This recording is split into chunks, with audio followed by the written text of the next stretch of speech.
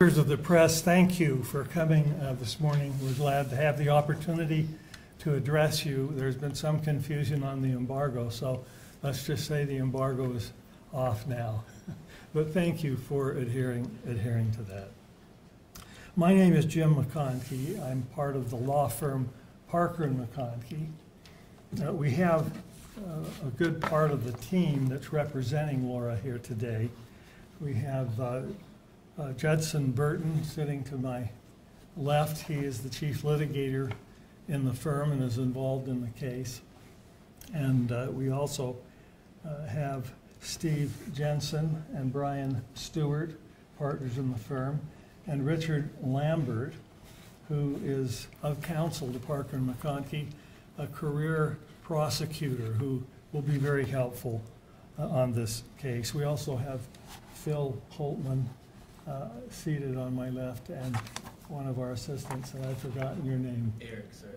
Okay, Eric, thank you. He's rather new in the office now, but we're glad to have him work with us on this case. I think we'll proceed as follows. I'll make a brief statement, and then we'll hear from Laura Alu, seated here on my right, the widow and the mother of two lovely children. And she will read her statement. She would prefer not to take questions from the press, so if you will address your questions to me or to the other attorneys here, that would be preferable. After she finishes, then we'll hear from Richard Lambert, who was with the United States Attorney's Office for years. He was the chief of the criminal division there and has experience in these matters, and we'll talk to you about some of those aspects of the case. And so we will go to that point, and then we can ask questions. Brian Stewart may want to conclude as we finish up here. On June 14th, Laura Alu was fatally shot at the No Kings rally. He was an innocent bystander rather than the target of a so-called peacemaker, a man by the name of Matt Alder. It is somewhat incredible that 4 months have passed and there's been no official action on this matter. From our perspective, it is something that should have happened weeks ago, that appropriate charges would have been brought against Matt Alder. Salt Lake City has not been particularly cooperative with us as well. We asked for all documents and correspondence the city had between their agencies and their personnel, and all that came back was the permit and with the name redacted. One piece of paper. And so we hope that we can get more information from the city, and that may have to come when we file a lawsuit, which I hope will happen within the next few weeks. Does the city really expect us to believe that's all the paperwork they have on this case?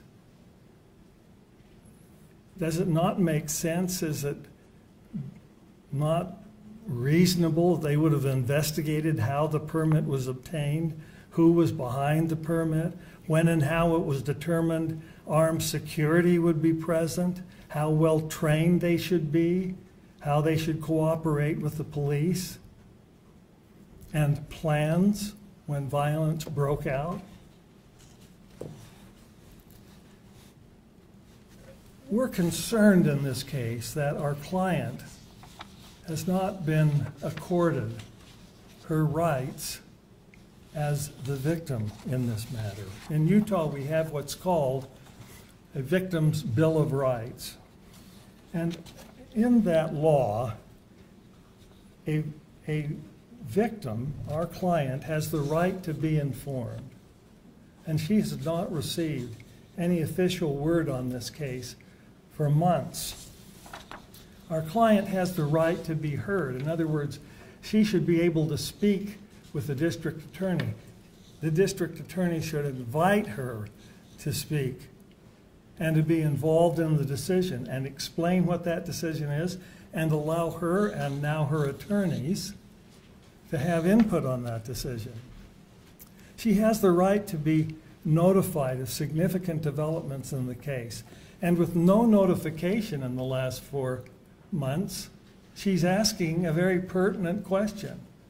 What is the status on this case? And then finally, victims have the right to timely proceedings.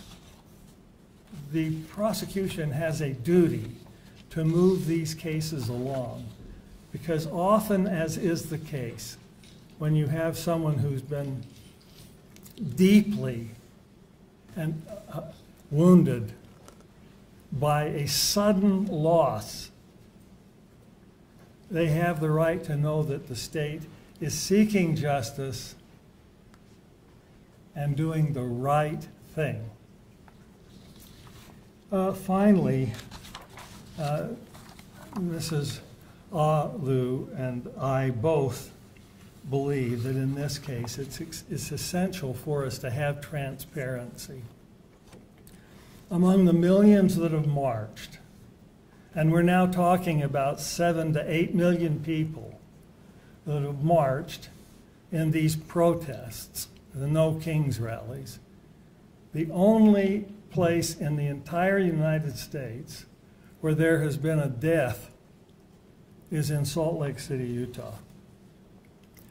We need to improve the processes, improve the safety, find out what happened, find out who has responsibility in these cases.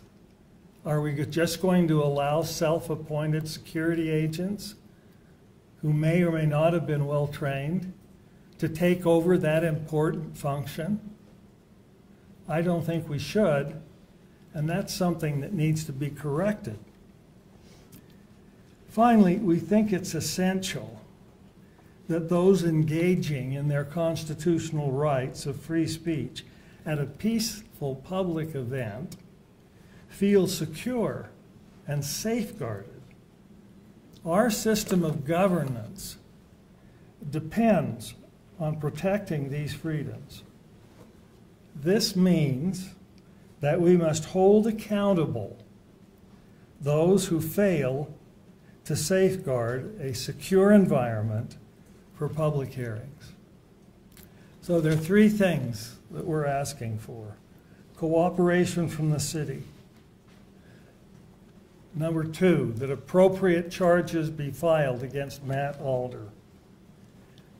And that through this lawsuit and the cooperation of other government officials, we discover what happened, what went wrong, and make the appropriate corrections so that we have safe gathering places for those in our society to express their political opinions. We'll now be pleased to hear from Laura.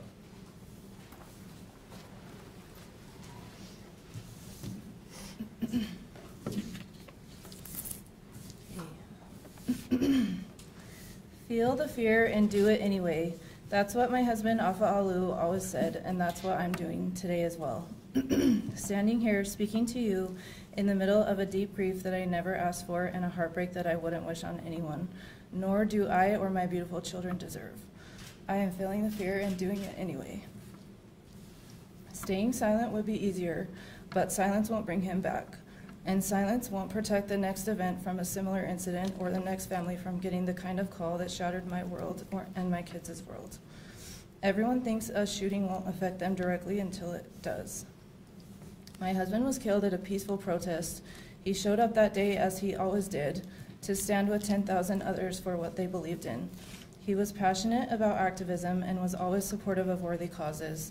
He believed in justice, compassion, and the power of people coming together to effect change for good.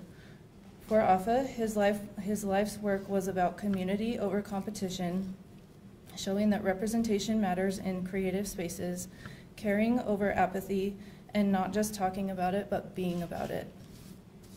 To Afa, talk was cheap and came across as hollow, unless you were willing to actually do something about it and be about it. He went about doing, serving, and putting his ideas and words to action. Thoughts and prayers and hoping things will change can only go so far unless accompanied by actual meaningful action, or as some would say, faith without works is dead. My husband often believed that everyone, no matter their background, their status, or their story, deserved to be seen, heard, and loved. He touched lives across so many communities, and I felt the ripple of his absence in every single one of them.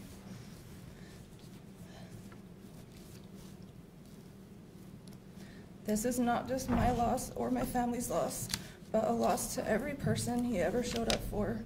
And believe me, that's a lot of people because he always showed up. Let me be very clear. This is not a debate over rights.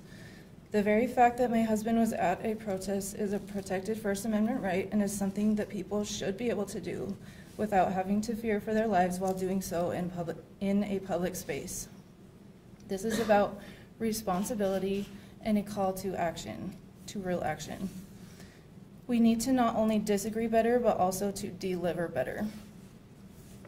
True responsibility means more than following the bare minimum of the law. It means taking responsibility. And responsibility requires integrity, foresight, and respect for human life at every level. Responsibility means recognizing that the right to bear arms comes with the duty to ensure safety while doing so, to de-escalate conflict before firing a weapon, and to follow logic and safety rather than endangering others. Responsibility means that those who organize and oversee public gatherings must prioritize transparency, preparation, and the well-being of all participants, not convenience or ease. And it means that responsible leadership is measured not by performative words, but by the courage to act to prevent tragedy before it happens. Responsibility takes ownership combined with action to stand accountable and face consequences for failures. Responsibility is not just a talking point, it is a moral obligation that, when ignored, leaves devastation in its wake and outcomes that cannot be undone, as I have painfully experienced firsthand. My husband Afa's death was the result of individual, organizational, and systemic failures. My intention with this lawsuit is to put my words to action, to create impact for accountability where responsibility was absent, and where negligence cost my husband his life. We all deserve to be protected by responsible policies, organizations, and safeguards that prevent senseless and avoidable violence in public spaces. 4 months ago, Afa's life was taken in the most undeserving way. My 2 children and I will have to live without Afa's enormous love, infectious light, his booming laugh, and his bold and humble Samoan presence and positivity for the rest of our lives. He was a force.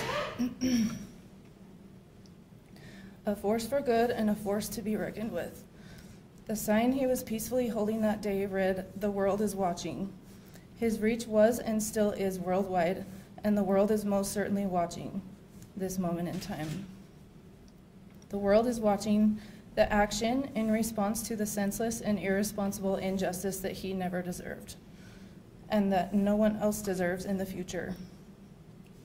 The world is watching how we all rise stronger together with our actions for responsibility, justice, and meaningful change.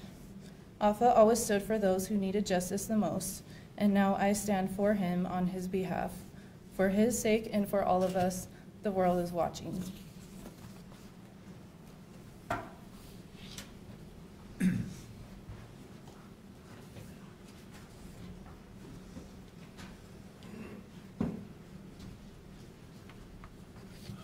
Laura, thank you for that wonderful, moving statement.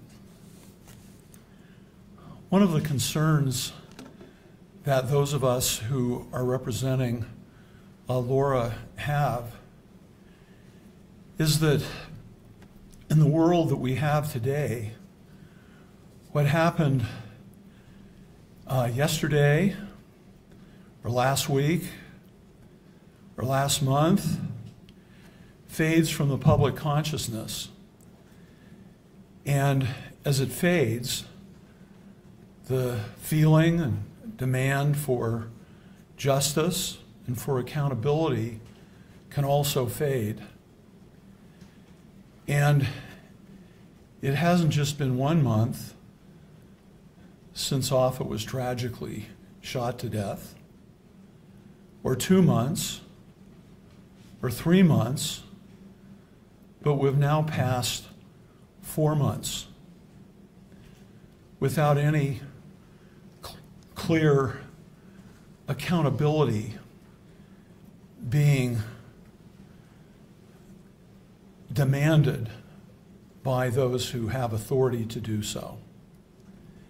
And I might just indicate that, do we want prosecutors to be deliberate and cautious and careful as they make that charging decision and review the evidence?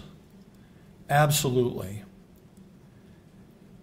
But how long does it take to review the videos that many of you either produced or your station produced or received and then broadcast, and talk to the handful of people who are actually focused on the shooting when it occurred,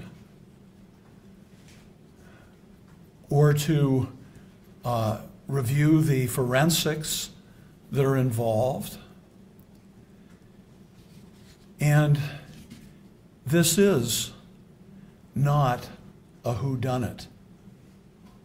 We know who did it. We know who fired the fatal shot that took off his life. And it was Matt Alder, who was a peacekeeper designated by the organization that put on the rally or the protest. But was he told by the organizers to bring a gun to that event? What was his motive in bringing a gun? Was he a peacekeeper? Was he someone there to try to prevent the very kind of violence that he himself perpetrated? Those are questions that need to be addressed. One of the foundation principles of criminal justice is the old adage, justice delayed is justice denied.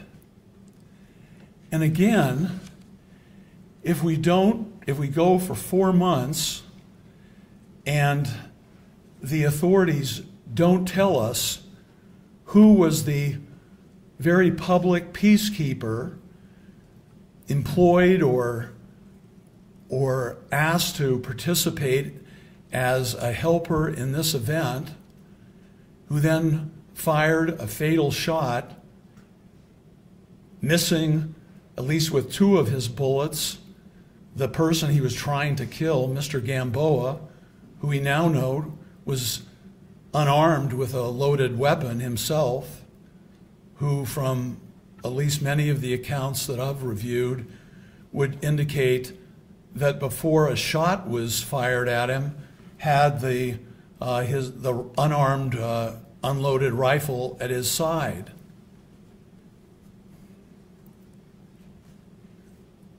We really need to have accountability.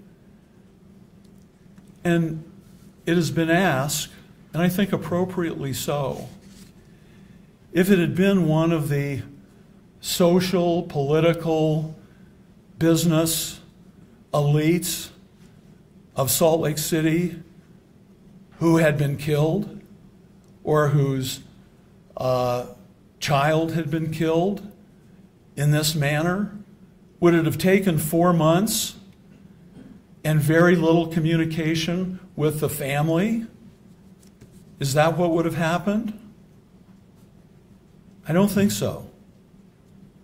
And that's very disturbing, because we have to be very, very careful in this day and age to make sure that everybody feels treated equally and fairly.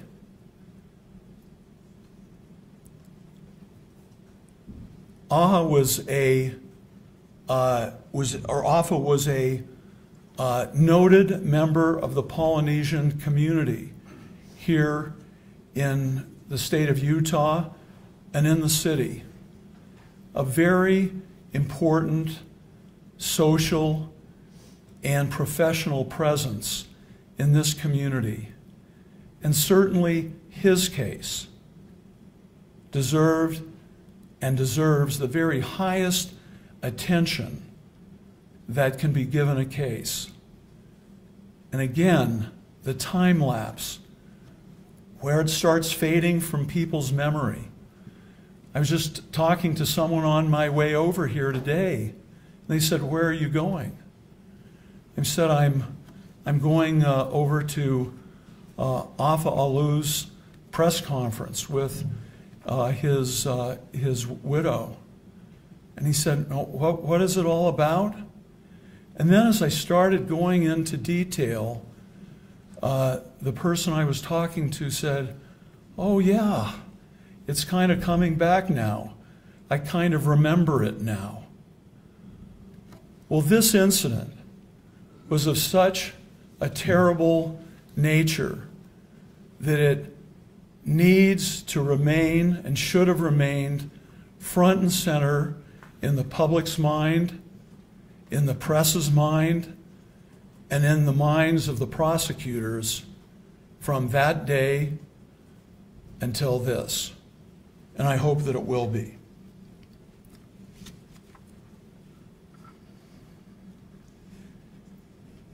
And as to the identity of the peacekeeper who fired the fatal shot, in my experience of now almost 50 years in the criminal justice system, as a prosecutor who had to make decisions about filing charges against individuals in murder cases and other cases, I've never known a situation of this magnitude of public concern and public impact where a public person who signed on to be a player in providing security in a public event after firing a fatal shot into a crowd while trying to kill another person, that person's identity has somehow been not revealed or been made public. We trying to keep this in a closet? We trying to give some special protection for someone who committed an act resulting in such a terrible death? And I think the answer has got to be no. No, the public should be aware of these things. And one of the concerns that we have is that the public, after someone, right down on State Street, a place that many of us pass many times a week and walk on those streets, and may plan to go to another demonstration like the one that was held 2 weeks ago by the same group, another No Kings, doesn't the public have a right to know what went wrong back in June when the last event like this took place, and what steps have been taken by the police, by the organization putting on the demonstration to ensure that such a thing will never happen again, and that people exercising their First Amendment rights can feel secure. But it hasn't happened, and that's a matter of great concern.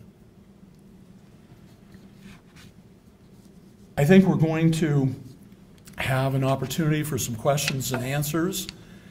And again, it is so moving to hear Laura talk about the impact that this is having for her. Maybe some people have moved on. Laura hasn't. And I'm sure you haven't. Thank you very much. If there are any questions, we can do that for a few minutes, and you're welcome to talk to us after we dismiss the conference if you want to wait around. Any questions from the press? Yeah.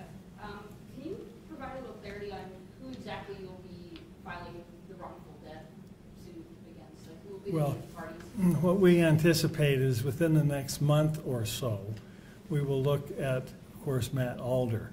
And then as we begin a lawsuit, we'll add other defendants once we have the subpoena power and power of the courts behind us to discover what really happened, so that it will be more difficult for Salt Lake City and others to say, oh, this is all we have.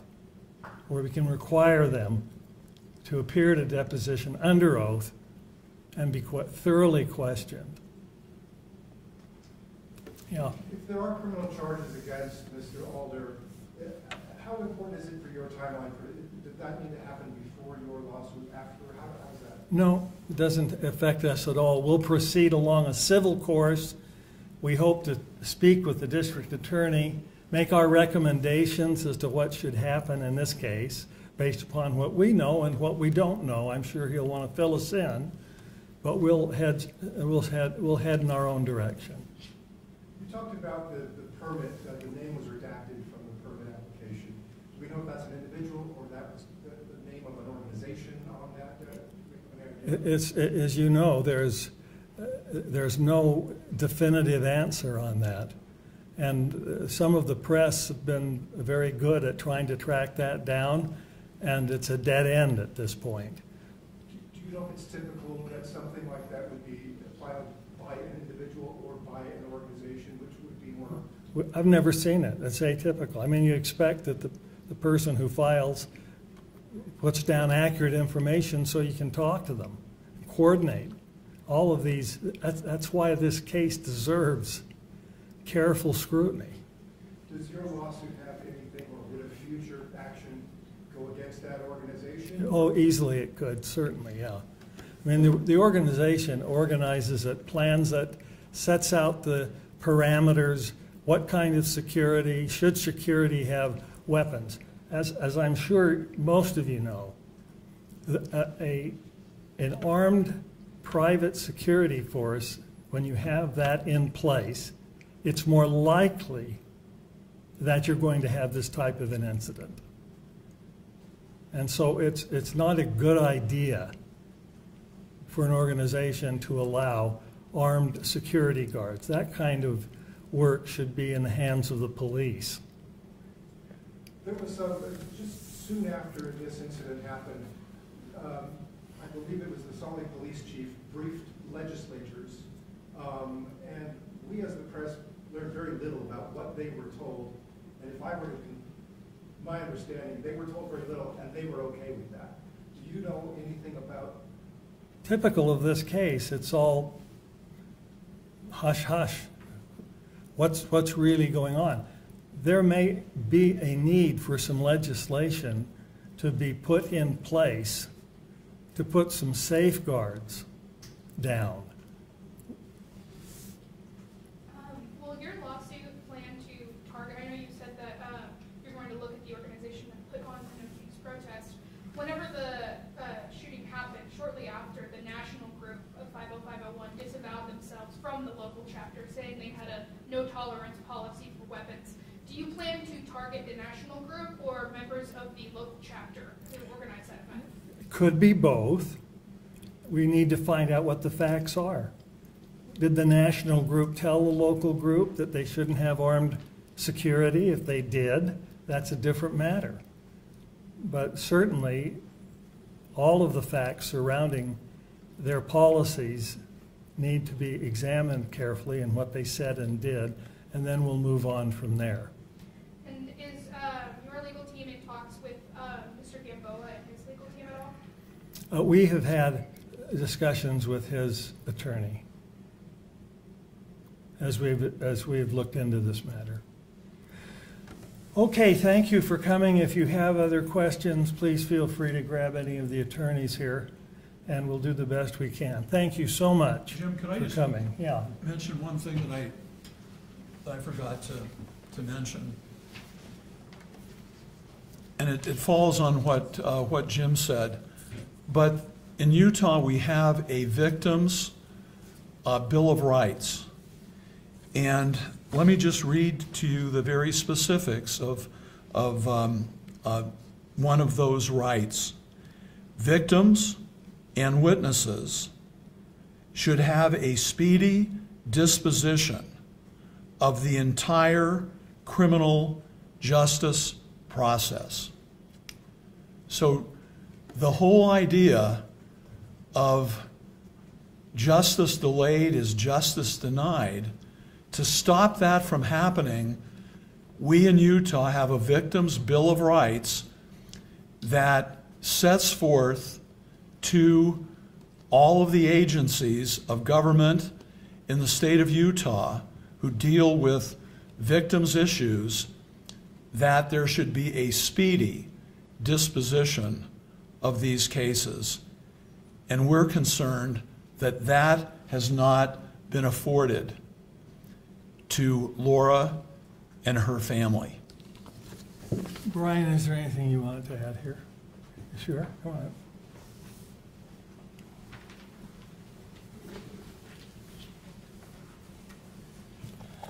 Well, just in conclusion, we want to thank the members of the media for their continued interest and for their efforts in getting the kind of transparency that Laura and her family deserve. We want to thank Laura for her bravery and willingness to experience pain and difficulty as we go forward in the hopes of finding justice for her family, for AFA, and increased safety for our community. And I just will close with this statement that in the wake of this loss, nothing can restore AFA to his children, his spouse, his community. But this family deserves clarity. They deserve accountability. They deserve the assurance that reforms will prevent what happened to AFA from happening again. Salt Lake City's limited cooperation in the aftermath of this tragedy has raised serious concerns about transparency. And despite formal grammar requests, the city has withheld or redacted essential information that should be available to the public. Likewise, the prolonged investigation or announcing of charge decisions has deepened the family's sense of frustration and loss, when really the focus of both the city officials and prosecutors should be on achieving justice for the victims and ensuring community safety, not on shielding those whose negligence led to this devastating outcome. And our purpose, we do not seek to simply criticize. We seek to learn. We seek a safer city and community. We seek to ensure that no other family suffers the way that AFA's family suffers now. We call for openness and assistance from the city, from state officials, from law enforcement, from protest organizers, participants, and witnesses to come forward and share in this responsibility of finding out what happened exactly, holding those responsible accountable, and making changes that will make us all safer as a community. We ask your cooperation in this effort to ensure that AFA's death will not be in vain, but rather a catalyst for positive change, for safety, for respect, and for responsible exercise of our most fundamental rights. Thank you so much.